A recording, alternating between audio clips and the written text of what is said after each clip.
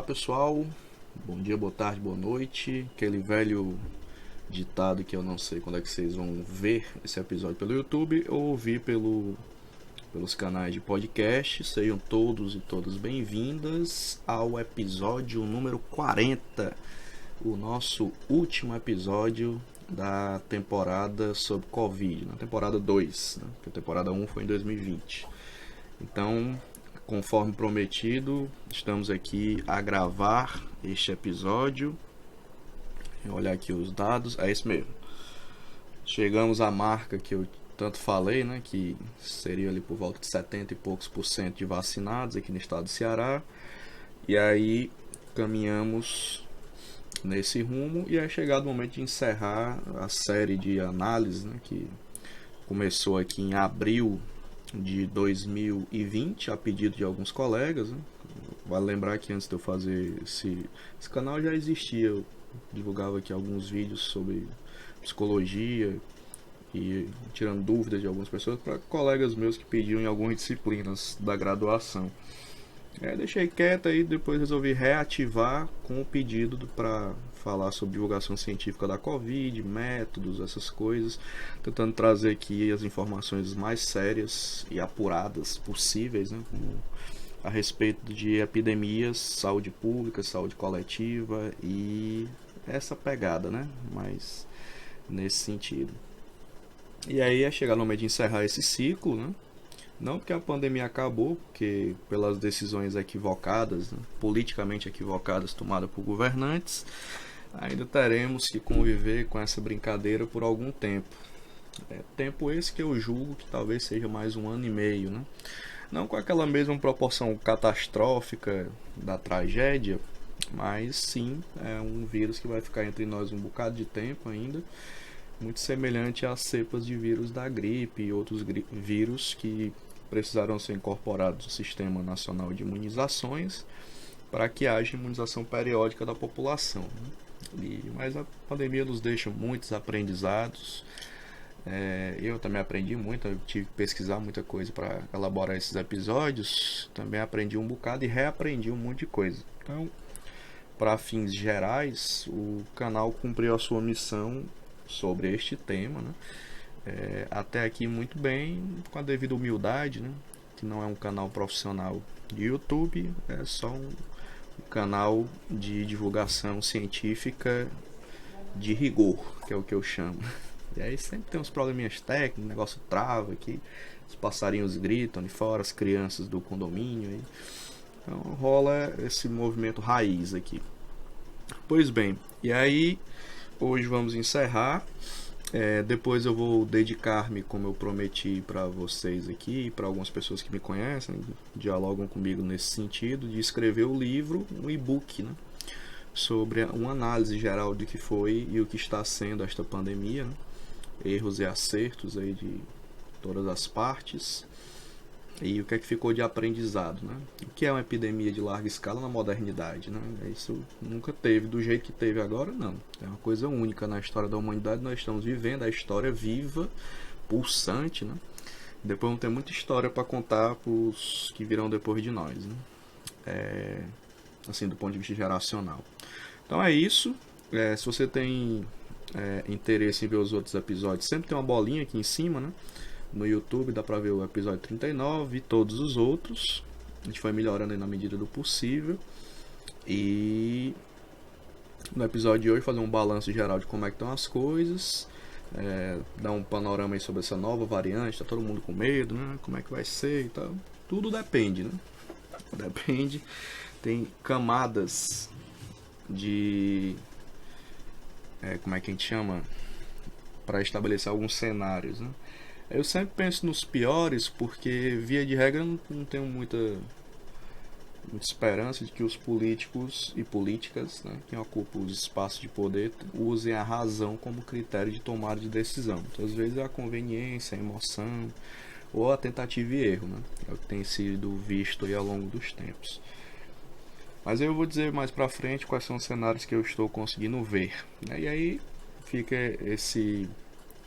esse encerramento, né, nessa perspectiva. Evidentemente, se houver necessidade de voltar em um momento posterior, eu posso avaliar essa possibilidade. Mas, por enquanto, significa férias, né? Se eu vou voltar com esse canal com outros temas, como estava desenhado lá no início, é outro debate, vou ver com calma, com tranquilidade, ver se vai dar certo, né, diante dos outros compromissos que eu tenho na vida. Beleza? Então, dito isso, vamos ao que interessa, ao nosso episódio. Data de hoje, 28 de novembro de 2021, episódio 40, o último episódio. E vamos ao nosso já conhecido IntegraSUS, né? Aquela plataforma do governo do estado que eu uso para mostrar os dados para vocês, né? Só ajeitar aqui a minha câmera para quem está vendo pelo YouTube. Deixar ela aqui bem pequenininha no canto. E vamos aqui. Aqui é o painel epidemiológico geral, né? O balanço geral. O painel eu sempre deixo ele preparado aqui desse jeitinho que está aparecendo aí na tela no YouTube. Vou narrar para quem está escutando pelo podcast. Pois muito bem. No total agregado de hoje, nós temos 949.599 casos, quase 1 milhão, conhecidamente, né? Que se sabe, porque a quantidade de não sabidos que eu calculo aqui no canal é de 1 para 9. A cada caso que a gente não sabe de 9. E aí tem um grau de erro grande, né? De subnotificação de casos e óbitos. Eu uso essa régua aqui, né? A régua que eu peguei lá no começo da pandemia, a régua de Oxford. Mais ou menos assim que eles calculavam o índice de perda aqui, né, da gente. Eu continuo usando a mesma régua. Então, nós temos aqui quase 1 milhão de casos conhecidos, nós temos aí 1 para 9 não conhecidos, né? Então, se você fizer um cálculo básico, pode ser, né, extrapolando assim essa possibilidade de análise, que praticamente a população inteira do estado do Ceará foi infectada pelo menos uma vez, né? Porque aí nós teríamos próximo de 9 milhões de casos conhecidos, né? Usando essa proporção de 1 para 9. Então, só para vocês terem uma dimensão. Óbitos, para quem não acreditava, né, no começo da pandemia, que foram estipulados ali em 2020 por volta de 10 mil, 15 mil óbitos, né? Alguns colegas meus até diziam, mas não pode, Diego, isso é impossível. Isso pode. E ainda com uma margem de erro razoável, podia sim, né? Tanto pelo nível de transmissibilidade do vírus, quanto pelo desacerto das medidas não farmacológicas por parte dos governantes. E aí dessa forma nós chegamos aqui ao númerozinho de data de hoje, né? 24.624 óbitos. Isso ainda colocando na conta essa taxa, né, por assim dizer, de subnotificação, né? Ou seja, pode ser que aí também seguindo um número de óbitos por volta de 1 para 6 ou 1 para 9, seja o que a gente não conhece, né? Você pega esse número e multiplica por 6 ou por 9, faz essa continha aqui, né? Hoje também é dia de fazer conta para todo mundo saber aqui o que nós estamos dizendo, né? Faz uma continha aqui para ver se nós temos hoje 24.624 óbitos. Vou fazer por 6 primeiro. É provável que a gente tenha tido aí por volta de 147 mil óbitos por Covid, não sabidos, né? Nessa taxa. Se eu for aplicar a taxa mais conservadora, que é de 1 para 9, teremos 200 mil pessoas podem ter falecido direta ou indiretamente em razão da Covid, né? Só para vocês terem uma dimensão, né? Que a gente sabe muito pouco. Esses números só vão ser consolidados muito provavelmente após a pandemia, a parte mais grossa, né? Que é essa que a gente está vivendo agora. Muita coisa vai ter que ser revista, muito número vai ter que ser recontabilizado e geralmente é para mais, né? Por conta da nossa dificuldade de testagem, que é uma crítica frequente deste canal. O caminho da testagem feito no Brasil foi uma tragédia sanitária para qualquer pessoa que estuda saúde, porque a gente escolheu o caminho mais cômodo, né, que é só testar os sintomáticos hospitalizados ou sintomáticos que procuram serviço de saúde. Ou seja, isso não é a representatividade do tamanho da pandemia. E mesmo considerando esses números, já foram números nunca antes vistos na história desse país e eu acho que nem do mundo, né? Você ter noção como esse vírus foi um negócio violento, né? E continua sendo, né? Porque ele está mudando e criando variantes e tudo mais. E tem sempre as estupidez de sempre, de todo mundo. Pois bem, aí o ranking aqui dos municípios, né? Fortaleza continua sendo o primeiro lugar em número de casos, né? Uma subida interessante nesses últimos dias, né? A incidência aqui está 9,7, a incidência alta. Incidência, para quem não sabe, é o número de novos casos, tá? Essa taxinha aqui tá... Eu sempre digo pro pessoal que a incidência boa aqui, pelo histórico, né? É uma coisa ali por volta de 5, 4 para baixo, né? É uma coisa aceitável. Passou disso, já inspira cuidados. Pois bem, Fortaleza, incidência 9,7, 259.007 casos acumulados.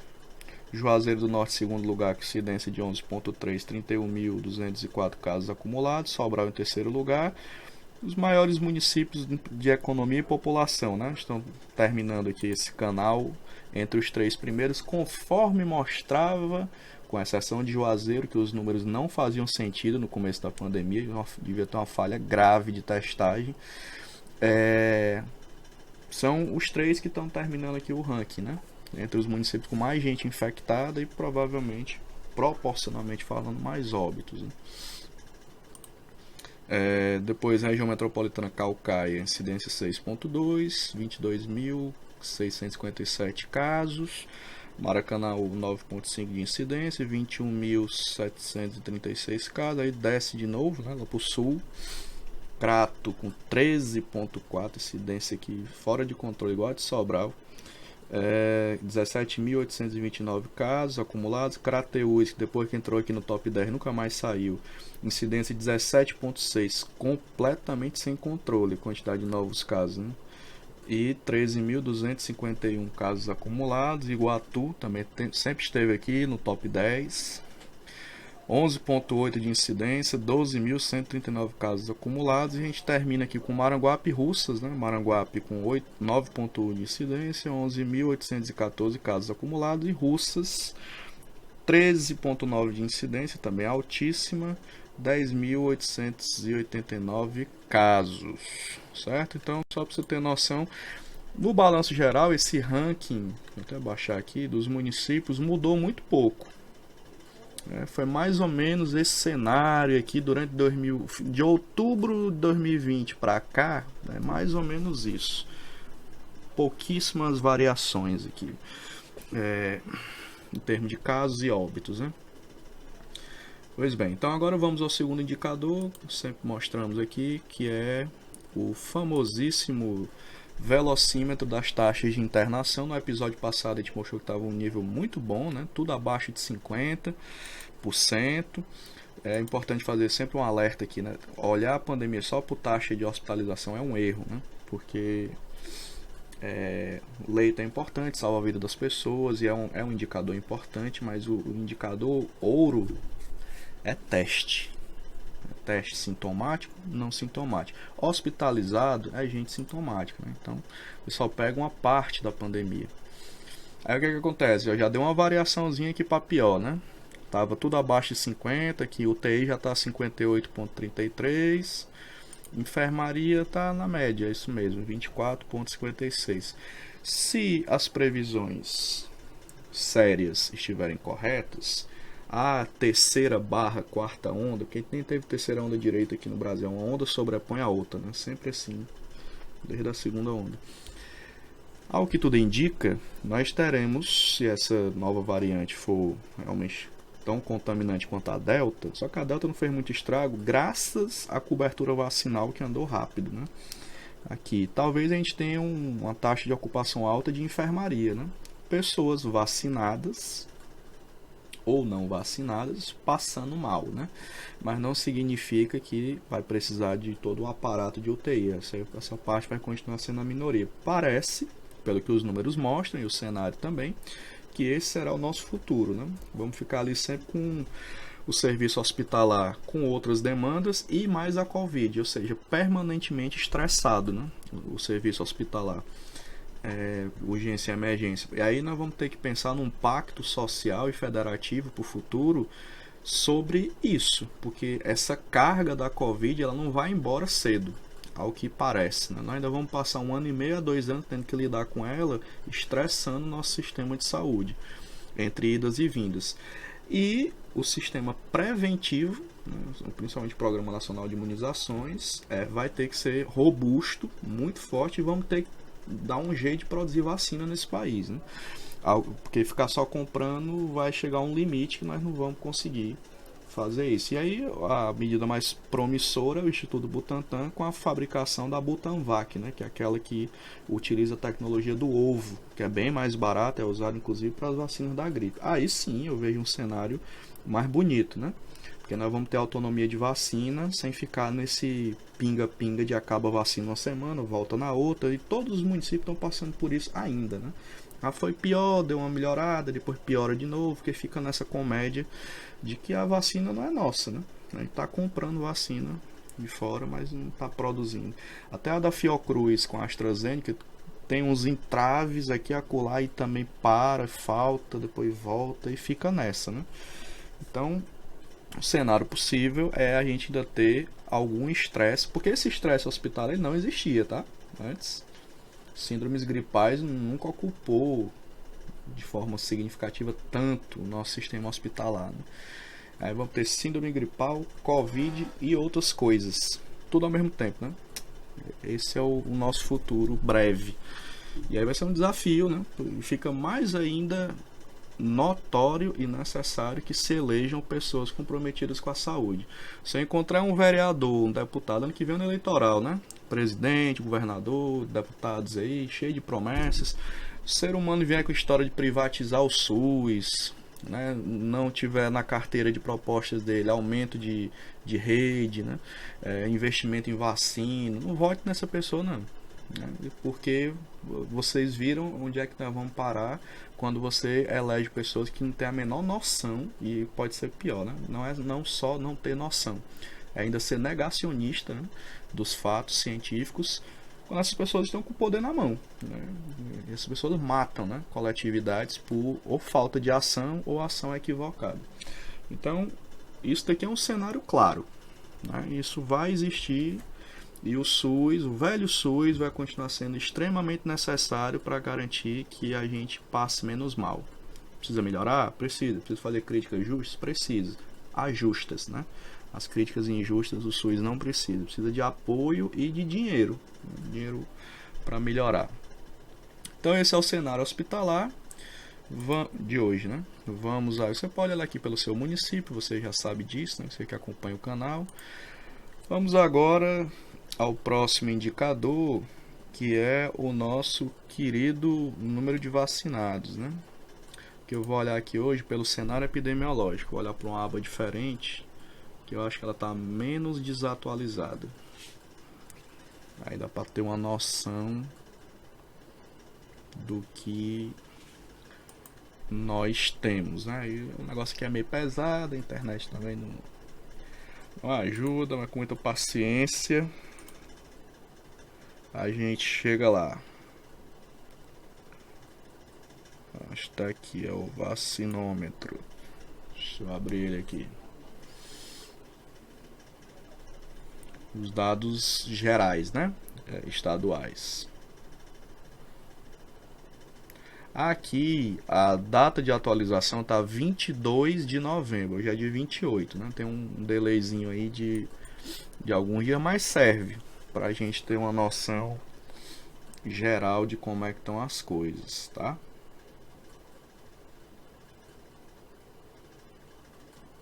Então vamos lá. Ó, Para quem tá vendo aí pelo YouTube, eu vou mostrar. Tem os velocímetros aqui, né? Aí tem todas as regionais de saúde do estado, né? Representado por todos os municípios. Hoje, nós temos aqui, isso aqui deve ser considerado população adulta, né? Que aqui dá praticamente 6 milhões, né, de dose. É por aí, deve ser população, não deve ser toda a população, não deve pegar talvez criança e adolescente como significativo, mas já serve. A gente tem uma noção. E os números que estão aí, para quem primeira dose, Ceará está com 87,4% aplicado. Isso é um número muito bom, mas ainda é ruim porque uma altura dessa do campeonato a gente já deveria estar com primeira dose 100%. Ainda tem muita gente perdendo vacina. E eu vou já mostrar aqui a notícia que a cobrança acertada e já defendida por esse canal várias vezes do passaporte de vacina está fazendo o povo se vacinar. Olha que coisa interessante, né? Pois bem, e aí, mas tá andando, né? 87,4 primeira dose e segunda dose, que é o que importa, 74,2 ou dose única, né? Então nós estamos aí chegando 75%, deve tá desatualizado esse número, né? Deve ter passado já de 75% aqui, certo? E aí esse é um cenário muito bom, mas conforme eu disse nos últimos episódios e repito neste último episódio, inspira cuidados, porque variantes estão sendo produzidas e a gente nunca sabe quando é que vai produzir uma mais letal, né? E hoje o perigo é os não vacinados, tanto porque estão sendo mais hospitalizados, quanto também porque podem ajudar na produção de novas variantes, que estão mais desprotegidos, né? Então tem que correr contra o tempo com os não vacinados. Esse é o debate. E aí fica difícil, né? Porque existe uma saturação, que eu sempre falo isso, né? Existe uma coisa que o pessoal estuda muito pouco, é o comportamento coletivo, o comportamento social diante de informações de saúde. Passou-se muito tempo trabalhando esse comportamento com relação ao fumo, né? Porque eles combateram o fumo e foi 30 anos de trabalho. Hoje, os fumantes têm mais dificuldade de fumar, quem quer fumar, né? Muita gente prefere não fumar, foi mudando o hábito, né?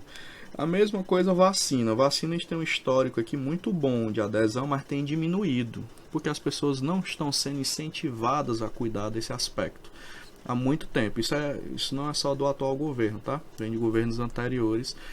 A campanha ostensiva de vacinação tem reduzido a sua capilaridade. Então tem que repensar isso e incentivar mais gente a se vacinar, a fazer uma consulta pelo menos na unidade básica de saúde por ano, né? Enfim, metas simples, que aí a população vai se protegendo mais. Então eu espero que nesse cenário aqui a gente consiga com muito esforço chegar a 80 e poucos por cento até o final do ano aqui no Ceará. Falta pouco tempo, tem um mês e pouco, né? Mas é possível, se for feito um esforço, porque aí nós vamos ter um pouquinho mais de tranquilidade para virar o ano, inclusive para se proteger dessa variante que vai chegar mais forte aqui, né? A tal da Omicron, que até onde se sabe não é tão violenta do ponto de vista clínico, né? Mas ela é muito transmissível. E muita gente doente, mesmo vacinado, ocupação de leito, aí começa aquela cadeia de coisas, né, que vocês já sabem. Então esse é o nosso cenário vacinal. Vamos ver como é que está o cenário brasileiro, que é o Ceará, tá? Você pode filtrar aqui pela sua área de saúde, pelo seu município, são números aproximados. Lembrando que aqui é dia 22, hoje é dia 28, então já tem um delay de dados aqui. Cadê, rapaz? Agora me perdi aqui. Sim. Já vou mostrar aqui o do Brasil. Vamos ver aqui o cenário de risco, né? Níveis de alerta, que é o último dado. Aí sim eu vou passar para ver os dados do Brasil. E aí tá tudo verde, né? Por que tá verde? Porque de fato perdeu força o vírus, né? A vacina faz efeito. Isso já tinha sido dito há muito tempo, né? E aqui é um efeito concreto. Para quem está vendo aí pelo YouTube, tem um mapa do Ceará aqui do lado direito. Mais da metade do mapa tá verde. As áreas amarelas aqui, mais pegando aqui do meio, subindo ali para a serra, né? Tianguá e tal, trazendo aqui para o Crateús, mais perto do Piauí tá amarelo, ou seja, tá um nível intermediário. e uns laranjinha ali perto do Cariri, mas nada significativo que comprometa o avanço da proteção, né? E alguns municípios vermelhos, né? Quixadá, que outro acolá, né? Então tá fazendo efeito. A médio prazo a vacina faz o famoso cordão de imunidade, né? Então isso vai acontecer aos poucos. Quem sabe em janeiro do ano que vem, se não houver uma infecção muito generalizada pela nova variante, produzindo casos leves, né?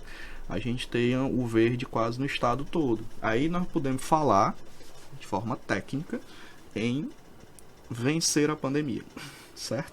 Porque você tem um maior cordão de proteção por mais tempo permanente, porque o que está acontecendo na prática é uma oscilação muito louca de números, e isso evidentemente deixa patente que está longe de acabar a pandemia. À medida que a gente consegue proteger mais gente, você diminui a força do vírus, e assim as vacinas vão melhorando, as pessoas vão tomando reforço e tal, e tal, e tal, e tal.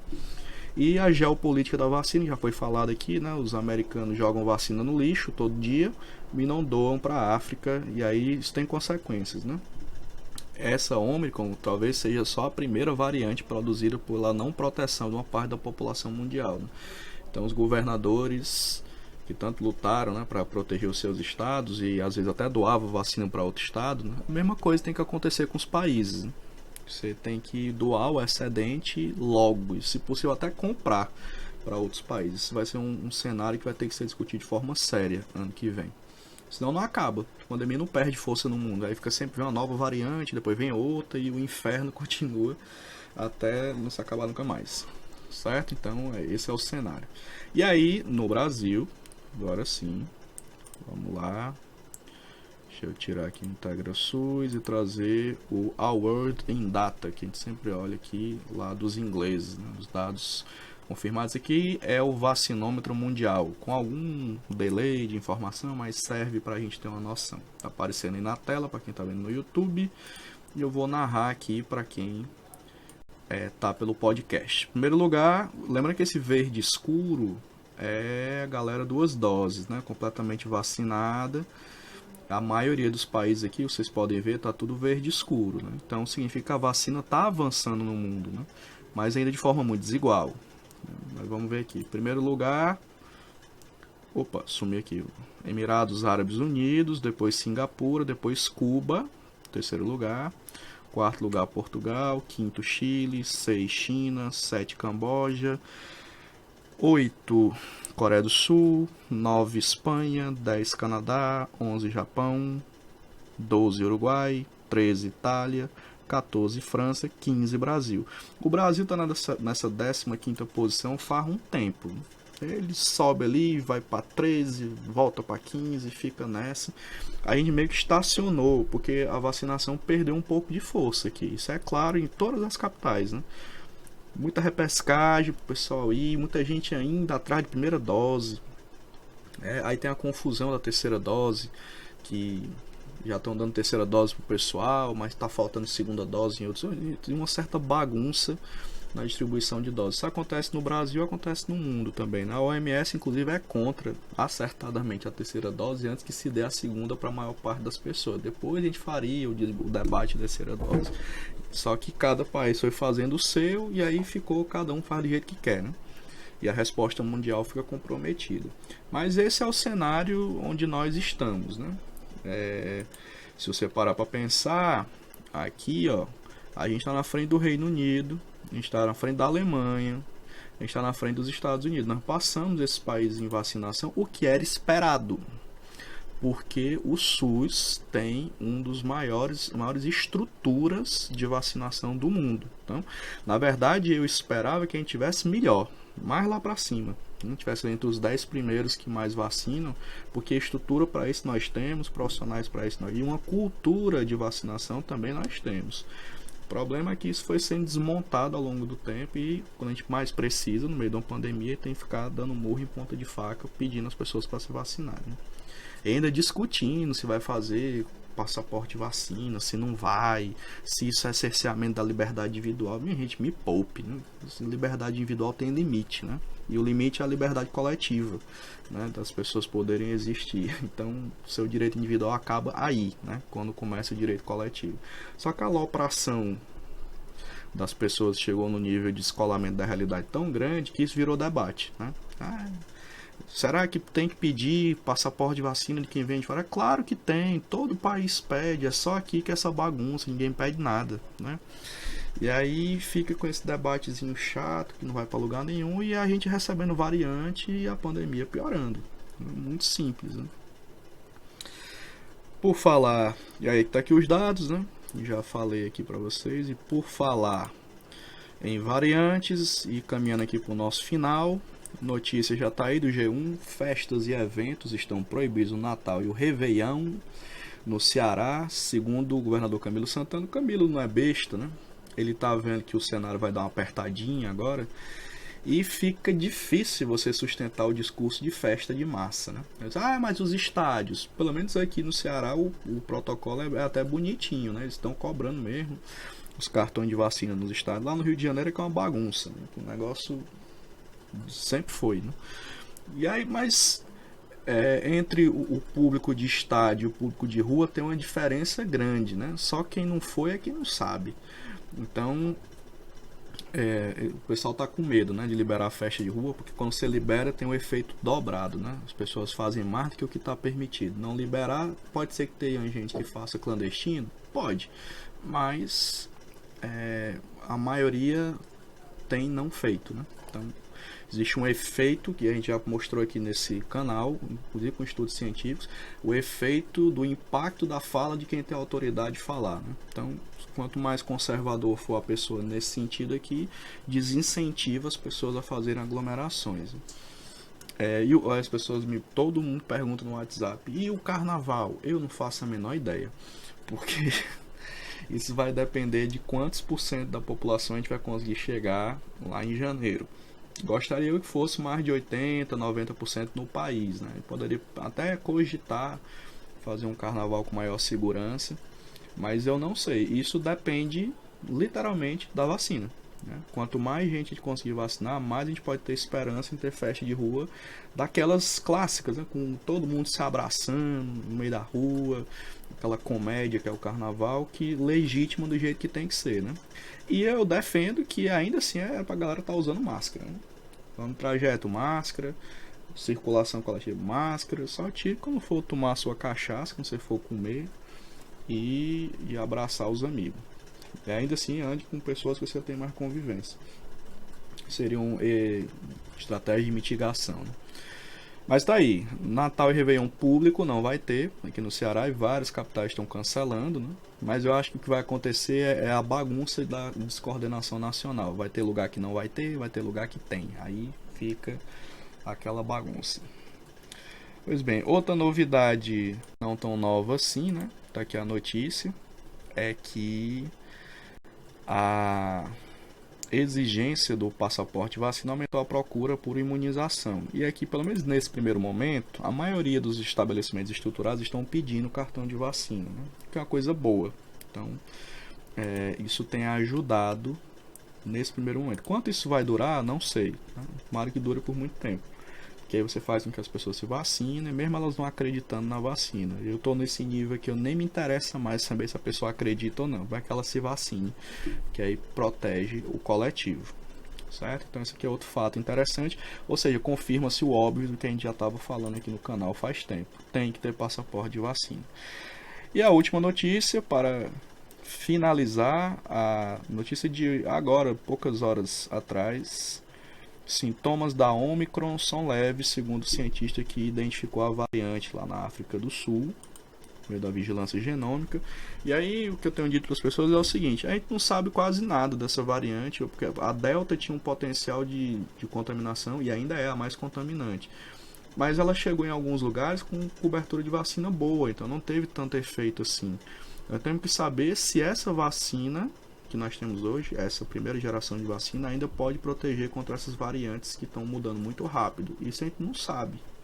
Se a gente souber, a gente pode ter uma noção do que é que vai acontecer, né?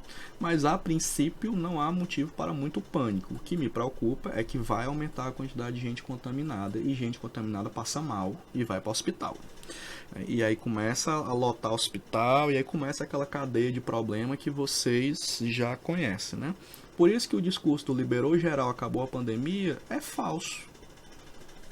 É falso. Esse discurso besta aí de prefeito e vereador liberando máscara é falso. É politicagem. Entendeu? Se as pessoas continuarem usando máscara até o final do ano que vem, nós vamos ter de novo um número muito baixo de síndromes gripais, porque a máscara ajuda a proteger, isso é barato. Nós vamos ter um número baixo de contaminação por Covid, que nós vamos ter vacina e máscara. Vacina e máscara, não tem milagre, né? Até o vírus perder força e perder a capacidade de criar variantes. Então a saída coletiva sempre foi. Precisa de um discurso instituído falando isso todo dia na televisão, na internet, nas redes sociais e tudo mais. Mas não tem, né? A galera cansa. Ano que vem é ano eleitoral.